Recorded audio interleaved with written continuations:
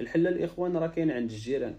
الحل عندكم في الجزائر هو انكم ديروا شي حمله الاخوان وطالبوا من فخامه الرئيس ديال الجزائر يفتح لكم الحدود وتزوجوا من الجزائر. الله ما تلقاو بحال الجزائريه. بزاف ديال الاخوه مغاربه مزوجين من الجزائر وزواجهم ناجح.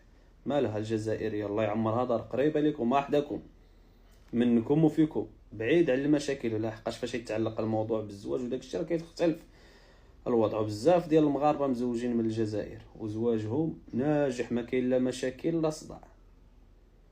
خص عمي تبو الله يهديه يفتح لكم الحدود ودخل وتزوجها من الجزائر وجيبها جزائريه. والجزائريه حتى هي راه دايره بحال البصله، فين ما حطيتيها تنبت، حادقه، تهتم لك بالدار، تقابلك، تهلا فيك.